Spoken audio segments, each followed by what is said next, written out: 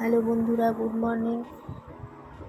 আমি সকালবেলার ব্লগটা এখান থেকে একটু মাঝখান থেকে শুরু করলাম। তো আজকে হাজব্যান্ডের ছুটি ছিল, তো উঠতে একটু দেরি হয়ে গেছে। ওই 7টা বেজে গেছে। কেন কালকে রাত্রিরে একটু শুতে আমার দেরি হয়ে গিয়েছিলো। আমার শ্বশুরমশাই বাবা এক জায়গায় গিয়েছিলেন, বাড়ির কাছেই ছিলেন, কিন্তু উনি ফেরেননি। উনি ফেরেননি, বাড়ির কাছেই ছিলেন, একটা কাজ করছিলেন। সেটা আমি তোমাদের পরে জানাবো কী কাজ করছিলেন। আমার সেটা নেক্সট ব্লগে আমি দেব। এই ব্লগে আমি দিতে পারছি না, আমি নেক্সট ব্লগে দেব। তো শুতে একটু দেরি হয়ে গেছিলো, একটা নাগাদ 1টা বেজে গেছিলো। তো সকালবেলা অনেকটা কাজই আমার হয়ে গেছিলো, যেটা তোমাদের সাথে আমি শেয়ার করিনি। যাই হোক, ঘর ঝাঁট দিয়ে আমার মোটামুটি সব জামা কাপড়গুলো কাচা হয়ে গেছে, মেলে দিচ্ছি।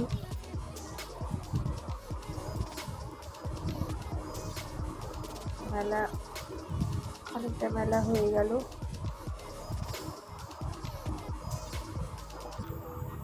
ওই 7টা নাগাদ উঠেছিলাম। আমার হাজব্যান্ডের ছুটি ছিল, যে তাহলে আজকে অত সকাল সকাল উঠবো না।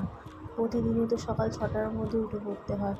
কেউ ওঠে না, আমি উঠে পড়ি। উঠতে ইচ্ছা করে না, চোখে ঘুম থাকে কেননা এমনিতে তো শুতে রাত্রি হয়। যারা সকালবেলায় ওঠে, ধরো এই 5:30 6টায়, যাদের উঠে সংসারে উঠে কাজ করতে হবে, অফিস যাবে, তাদেরকে তো তাড়াতাড়ি শুয়ে পড়া উচিত।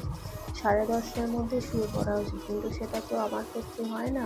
আমার ওই শুতে 11:30 12:15, তারপর এই সংসারের কাজ করে রাত্রিবেলা আমার একটু নিজস্ব কিছু কাজ থাকে। এই এডিট করি বসে বসে, সবাই শুয়ে পড়ে, আমি বসে বসে এডিট করি। হ্যাঁ, সেই এডিট করে তারপর আমার শুতে বেশ অনেকটাই রাত্রি হয়ে যায়। তারপরে তো 12টা 12:30 1টা বেজে যায়, তারপরে শুতে যাই। আবার তারপরের দিন ভোর 6টায় উঠি। ওই জন্য আজকে ভাবলাম যে আমার হাজব্যান্ডের ছুটি আছে, আজকে একটু দেরি করে উঠবো। তো 7টার সময় উঠে পড়েছি। তো এই দেখো, আমি জামা কাপড় মেলে আমি রান্নাঘরে চলে এলাম। চলে আসার পরে এইসব মা আমার কি রান্নাটা শুরু করে দিয়েছেন।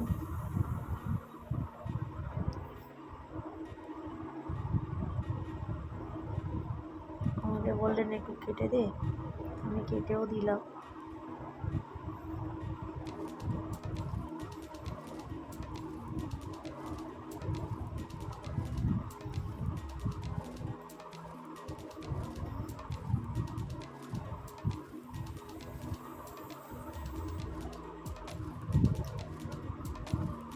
মা আমার কি রান্নাটা করছেন, আমি এদিকে কাজ করছি। কেটে আবার আনাজ কাটা হয়ে গেছে। আনাজ কাটা হয়ে যাওয়ার পর ওইখানটা একটু ছাড় দিয়ে দিচ্ছি।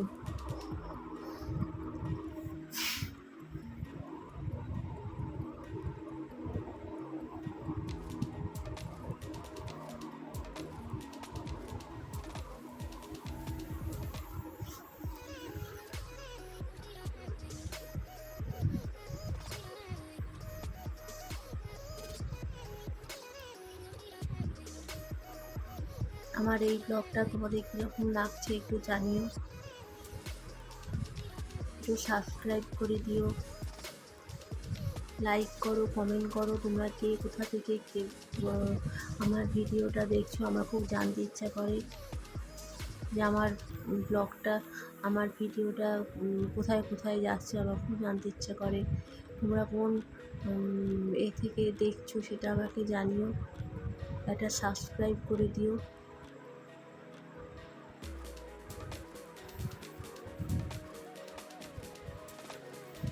তো প্রতিদিনের মতোই এগুলোই আমার শাশুড়ি মা মা রান্নাটা করছেন, আমি একটু ওপর এগুলো সব সরিয়ে একটুখানি মুছে নিচ্ছি। না মুছলে না প্রতিদিনের ধুলো জমে যায়।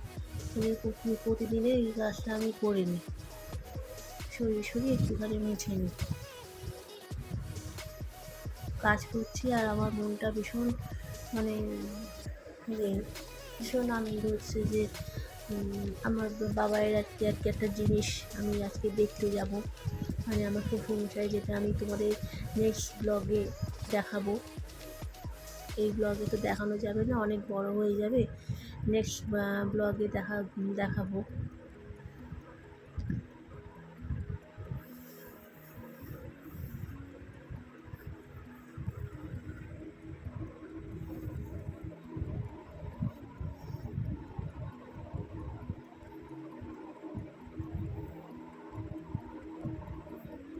আমার এই ভিডিওটা তোমাদের কীরকম লাগছে একটুখানি বলো, সাবস্ক্রাইব করে দিও, লাইক করো, শেয়ার করো, কমেন্ট করো।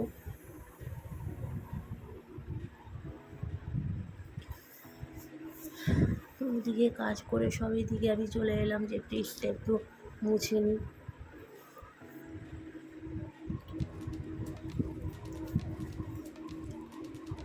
মোটামুটি মোছা হয়ে গেল।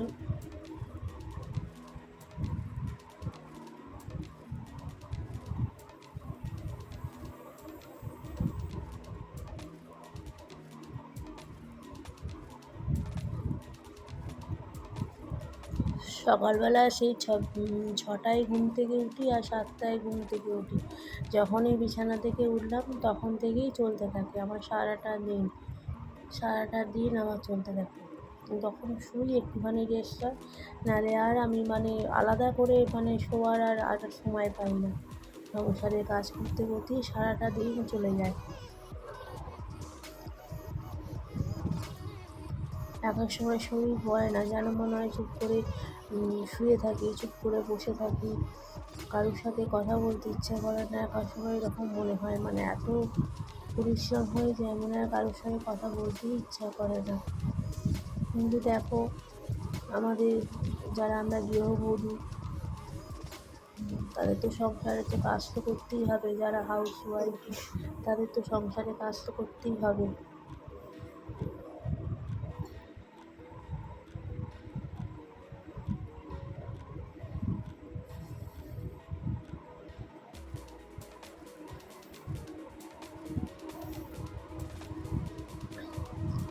আমাদের বাড়িতে যে কাজ করে তাকে আজকে সকালবেলা পাউরুটি দিচ্ছে। এই দেখো, ওটা পিনাট বাটার দিয়ে ওকে একটু মাখিয়ে আজকে সকালে আর কি আমরা ব্রেকফাস্টে ব্রেড খেয়েছি।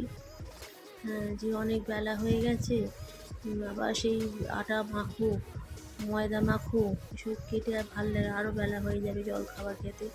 ওই জন্য আজকে পাউরুটি আনিয়েছি। আনানোর পরে যাই হোক, সবার খাওয়া হয়ে গেছে, তো আমাদের কাজের দিদিটাকে দিয়ে দেবো। ওই পাউরুটিটাকে একটু পিনাট বাটার দিয়ে মাখিয়ে ওর জন্য খাবারটা রেখে দিলাম। এবার বাজার থেকে দেখো এই ময়দা এসছে, ময়দাটাকে রেখে দিচ্ছি।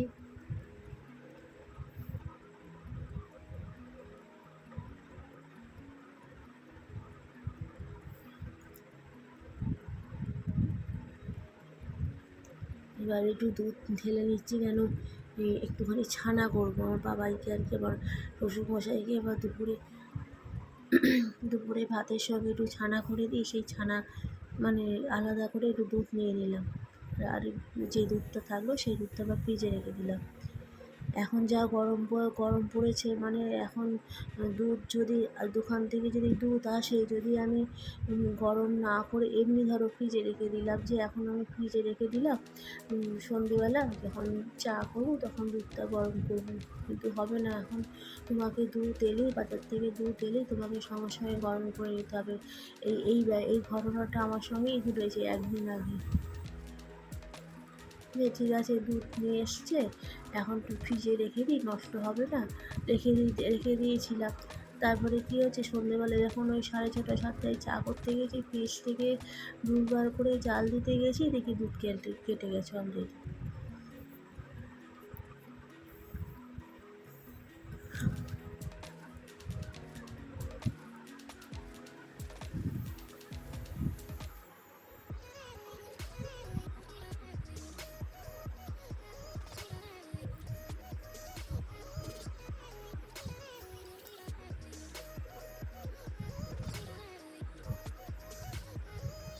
আজকে তো ছুটি ছিল, তারপরে মাছের ডিমের বড়া হয়েছিল, সেই মাছের ডিমের বড়া তোমাদের সাথে শেয়ার করবো। দেখো তোমাদের দেখাচ্ছি।